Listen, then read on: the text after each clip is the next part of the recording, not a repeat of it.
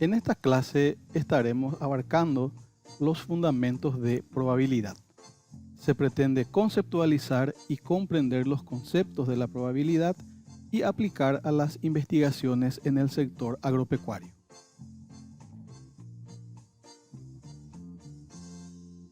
La probabilidad es el estudio de los fenómenos puramente aleatorios. La probabilidad puede ser considerada como una teoría referente a los resultados posibles de un experimento. Un experimento es toda acción que se realiza con el fin de observar un resultado.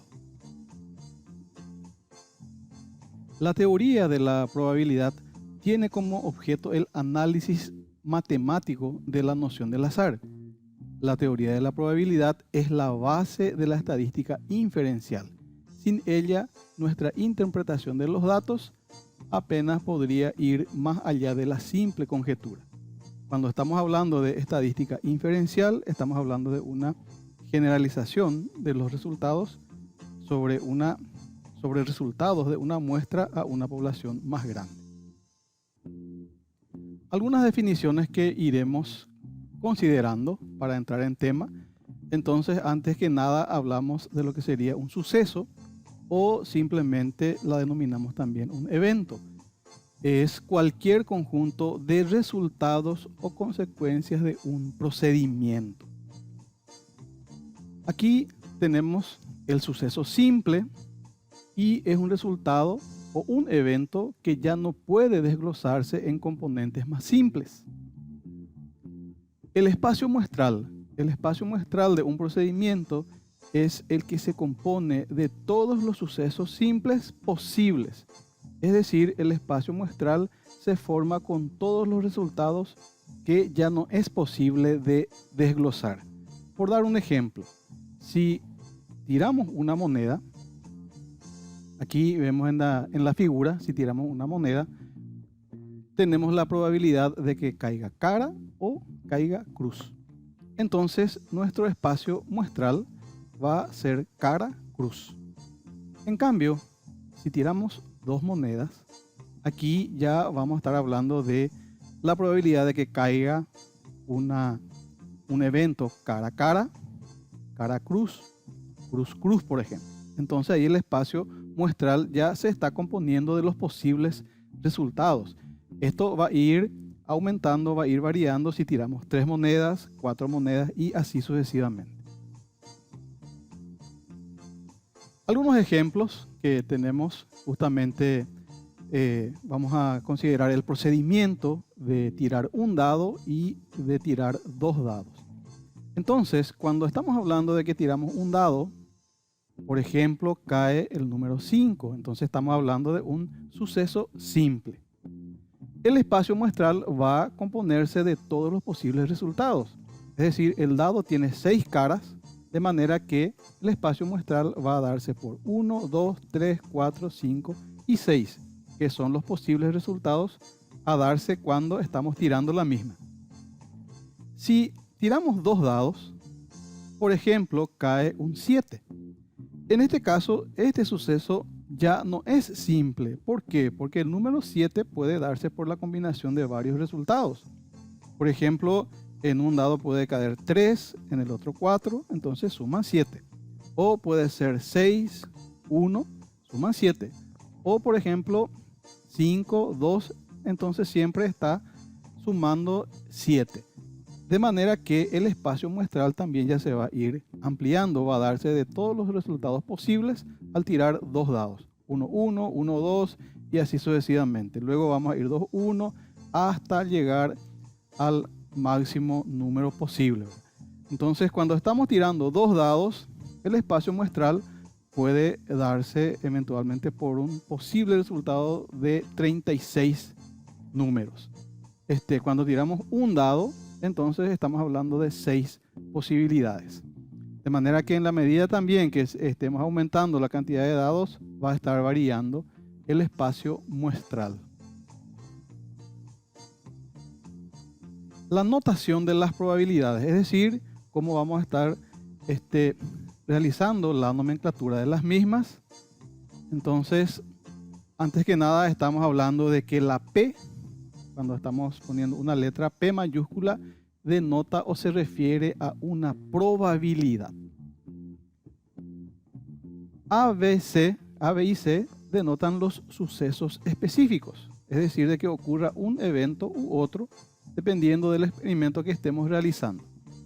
Aquí tenemos una anotación donde dice P, paréntesis, A. Esto está significando, está indicando o denota la probabilidad de que ocurra el suceso o el evento A. Los axiomas que van a estar rigiendo la teoría de las probabilidades, estas fueron propuestas por Kolmogorov, que vivió entre 1903 y 1987, y son tres básicamente. El primer axioma, es decir, las leyes que se cumplen generalmente, habla de que la probabilidad de un suceso es un evento real mayor o igual que cero. El primer axioma. En el segundo axioma establece que la probabilidad del total es igual a 1. Es decir, aquí ya estamos hablando de que la probabilidad se encuentra entre 0 a 1. Y el tercer axioma está enunciando que si dos sucesos A y B son mutuamente excluyentes, es decir, no se pueden dar al mismo tiempo, son independientes, entonces la probabilidad de A o B va a ser igual a la probabilidad del suceso A más la probabilidad del suceso B. Entonces aquí estamos hablando de los tres axiomas principales que van a estar rigiendo la teoría de las probabilidades. Hablamos también de una probabilidad condicional. Entonces en este caso se denomina así a la probabilidad de que ocurra el evento A dado que ha ocurrido un evento B. Entonces aquí la barra justamente está indicando esa operación dado que, donde yo voy a decir probabilidad de que ocurra A dado que ocurre B va a ser igual a la probabilidad de A intersección B sobre la probabilidad de A. Entonces es una forma en que se está expresando una probabilidad condicional. Cuando dos sucesos A y B son independientes, se cumple que probabilidad de A dado que B va a ser igual a la probabilidad de A. La probabilidad de un suceso o un evento. Hay tres diferentes formas para definir la probabilidad de un suceso y se exponen tres enfoques. Son tres reglas que vamos a estar viendo cómo se puede ir desarrollando la teoría de las probabilidades o el tema de la ocurrencia de los sucesos o eventos. La regla número 1 habla de la aproximación de la probabilidad. Estamos hablando de unas frecuencias relativas. Entonces, en este caso, realiza o observa un procedimiento un gran número de veces y cuenta las ocasiones que el suceso A ocurre en la realidad. Con base de estos resultados reales, entonces la probabilidad de A se estima de la siguiente manera. Y estamos teniendo la siguiente fórmula donde a través de la regla 1 yo voy a determinar que la probabilidad de A, de que ocurra un evento A, va a ser igual al número de veces que ocurre A y el número de veces en que se repite el ensayo. Entonces, en este caso, cuando estamos hablando de un procedimiento, a esto lo llamamos experimento, desde el punto de vista de la teoría de las probabilidades. Nosotros, a nivel de campo, cuando estamos manipulando variables, también la llamamos experimento. De manera de no confundir ese concepto de experimento. Cuando hablamos de teoría de probabilidades, experimento se llama al procedimiento que se está realizando. En este caso, por ejemplo, de probar la cantidad de veces que ocurre un evento en un número total. Entonces, si pasamos al siguiente ejemplo, aplicando el método de las frecuencias relativas, es decir, la regla 1, podríamos plantear el siguiente problema. Cuando se trata de determinar la probabilidad de que una tachuela cae con la punta hacia arriba, es decir, estamos teniendo un clavo o un tornillo, como quieran llamarlo, debemos repetir muchas veces el procedimiento de lanzar la tachuela y después calcular el cociente del número de veces que la tachuela cae con la punta hacia arriba entre el número de lanzamientos o el número de repeticiones que se realiza. Entonces tenemos como ejemplo de que se lanza una tachuela, puede ser un clavo, un tornillo, como quieran llamarlo, y 27 veces es la repetición del lanzamiento, de las cuales 9 veces la misma cayó con la punta hacia arriba. Calcular cuál es la probabilidad que si se lanza una tachuela, de nuevo, la misma caiga con la punta hacia arriba. Entonces, aplicando la regla 1 y aplicando la fórmula, vamos a tener la probabilidad de que ocurra el evento A. Evento A va a ser que la tachuela caiga con la punta hacia arriba.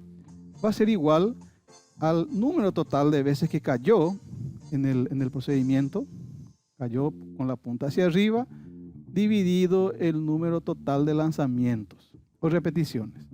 Entonces tenemos como resultado que esto da 0,33 multiplicado por 100 nos da 33%. Entonces, a partir de estos datos, a partir de este experimento de lanzar 27 veces una tachuela, y sabiendo que 9 veces cae con la punta hacia arriba, nosotros podríamos hacer una inferencia o podríamos asumir que si vuelvo a tirar una tachuela, tengo 33% que caiga con la punta hacia arriba. Aquí también aprovechamos para mencionar que cuando estamos hablando de la teoría de probabilidades, la expresión puede ser en fracción, proporción, porcentaje. Entonces son 3 formas en que se puede estar expresando el valor de las probabilidades. Fracción entonces, proporción, porcentaje. Siguiendo con la probabilidad de un suceso o un evento, tenemos la regla 2. Este es el método clásico de la probabilidad y requiere resultados igualmente probables. Entonces, supón que en un procedimiento dado tienen sucesos simples distintos, cada uno de los cuales tiene la misma probabilidad de ocurrir. Esto podemos poner como ejemplo una moneda. Cuando tiro una moneda, que caiga cara o que caiga cruz, tiene la misma probabilidad de ocurrencia. Es decir, estamos hablando de un 50%. A eso se refiere que tiene la misma probabilidad de ocurrir. Si el suceso A puede ocurrir en S veces, o sea, una cantidad de veces, de estas N formas, es decir, la repetición, la cantidad de casos, la cantidad de formas posibles en que pueda caer esos eventos, entonces yo puedo estar determinando a través de la regla 2 que la probabilidad de un evento va a ser igual al número de formas en que puede ocurrir A dividido el número de sucesos simples diferentes. En el ejemplo de la moneda, ¿cuáles son los sucesos simples diferentes que se pueden dar? Que caiga cara o que caiga cruz, asumiendo que tiramos una moneda. Entonces, ¿cuáles van a ser las formas en que puede ocurrir, por ejemplo, cara? Va a ser 1. ¿Por qué? Porque tiene una posibilidad de que caiga cara en un lanzamiento. ¿Dividido cuánto? Aquí vamos a estar hablando de dividido 2, porque son 2 sucesos simples lo que se pueden dar en ese lanzamiento. Aplicando el método 2, la regla 2, podemos plantear el siguiente ejercicio. Al tirar un dado y se trata de determinar la probabilidad que caiga el 3, es decir, que el dado tiene 1, 2, 3, 4, 5 y 6. 6 posibilidades porque tiene 6 caras. Entonces, deseo determinar cuál es la probabilidad de que caiga el número 3. El dado debe estar totalmente balanceado, es decir, las 6 alternativas deben tener la misma probabilidad de caer. Si el dado no está balanceado, no se va a cumplir esta regla. Entonces, las 6 caras del dado tienen la misma probabilidad de caer. Haciendo la resolución, entonces vamos a tener la probabilidad de que ocurra el evento A. El evento A es que caiga el 3. En este ejemplo va a ser igual entonces a 1. ¿Por qué 1? El valor es 3, pero una sola vez aparece en el dado. De manera que una posibilidad en 6 posibilidades de ocurrencia. No hay que eso confundir, porque muchas veces las personas quieren usar este valor de 3 aquí y da un error. No, que caiga el número 3 tiene una posibilidad. Entonces, una posibilidad en 6, estamos hablando de que se puede dar en 0,16 cuando estamos hablando de el tema de proporción. Atendemos aquí que la probabilidad va de 0 a 1, recuerden eso. Multiplicado esto por 100, entonces me da 16%. Entonces, al tirar un dado bien balanceado, tengo la probabilidad de 16% que caiga el número 3. Esto lo estoy determinando entonces gracias a la regla 2. Siguiendo con la probabilidad de un suceso o evento, pasamos a ver la tercera regla, que habla o trata de las probabilidades subjetivas. En este caso, se menciona que la probabilidad de A, la probabilidad del suceso A se obtiene simplemente suponiendo o estimando su valor, con base en el conocimiento de las circunstancias relevantes. Entonces aquí estamos cayendo en un grado, en una estimación, incluso en muchos casos en una subjetividad. Cuando se trata de estimar la probabilidad de que mañana llueva, por ejemplo, esto se utiliza bastante en los pronósticos, los meteorólogos usan su conocimiento experto de las condiciones del tiempo para desarrollar un estimado de la probabilidad. Entonces, es la tercera regla con la cual podemos estar explicando la teoría o desarrollando la probabilidad de que un suceso o un evento ocurra. Algunos ejemplos de resolución de los problemas con las tres reglas podríamos ir un poco atendiendo. Enunciamos en primer lugar, dice, calcular la probabilidad de que un adulto que se seleccionó aleatoriamente significa que de un grupo de personas, esto cae al azar, cualquiera es susceptible de ser elegido, haya volado en avión. Para plantear la solución, el espacio muestral consiste en dos sucesos simples: la persona que ya voló o la persona que no haya volado aún en avión. Pero estos sucesos no son igualmente probables, así que no es aplicable la regla 1 que estuvimos viendo. Se van a necesitar de datos de encuestas para poder llegar a la misma. Entonces, atendiendo a la misma, tenemos que en una encuesta se tiene que 855 adultos, es decir, esto fue la cantidad de personas que fue encuestada, fueron seleccionados al azar. 710 indicaron que ya volaron en avión. Entonces, teniendo estos valores, puedo plantear la resolución del ejercicio. La probabilidad de A, es decir, de haber volado en avión, o mejor dicho, la probabilidad que tengo de seleccionar una persona de un grupo y que la misma haya volado en avión, es la probabilidad del evento A que estoy estudiando, va a ser entonces igual a 710 dividido 855. Entonces estoy hablando de 0,830 personas, 83%. Fracción, proporción, porcentaje, para ir recordando. Siguiendo con los ejemplos, aquí tengo un planteamiento donde se planea apostar al número 13 en una ruleta. Esto es bastante común en los juegos al azar.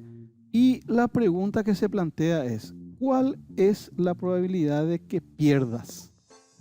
Entonces, para ir resolviendo la misma, tengo que atender que una ruleta tiene 38 ranuras distintas y solo una corresponde al número 13. Aquí la apuesta voy a estar haciendo al número 13. Entonces, la ruleta se diseñó para que todos los números sean igualmente probables de resultar.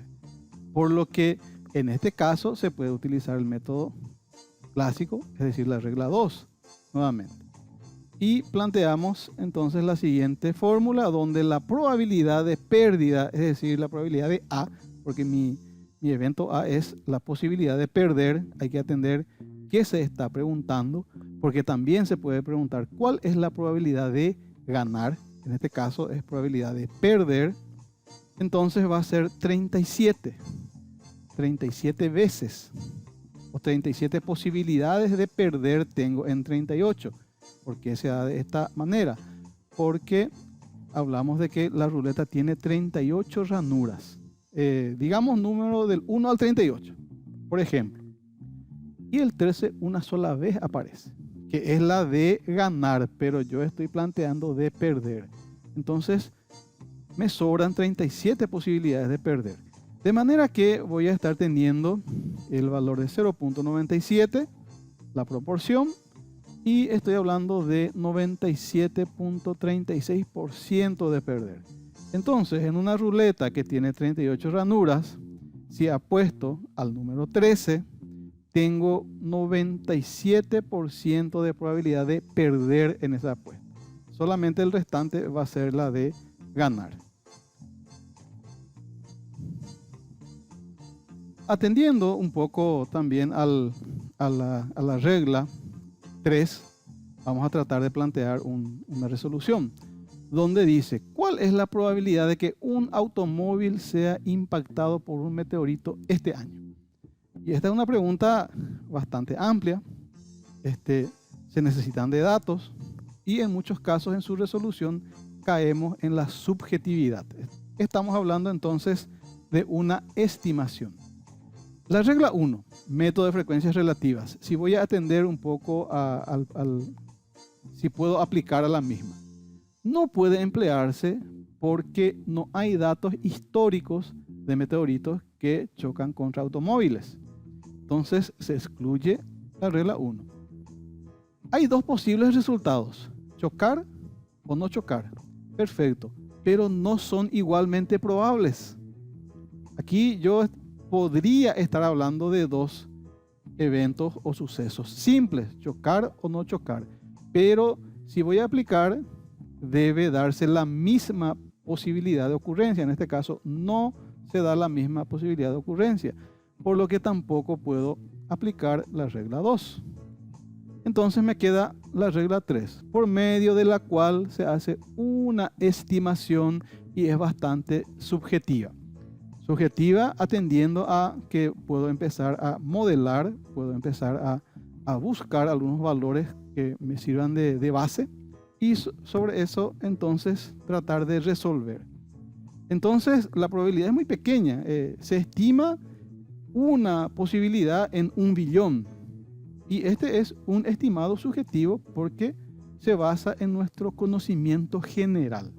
De manera que aquí con los ejemplos estuvimos viendo cómo se podrían ir aplicando las reglas para ir resolviendo los cuestionamientos, los problemas que se dan con la teoría de probabilidades. Bueno, hasta aquí llegamos con el desarrollo conceptual y algunos ejercicios aplicados de la teoría de probabilidades. Entonces nos encontramos con más ejercicios en el aula virtual. Muchas gracias.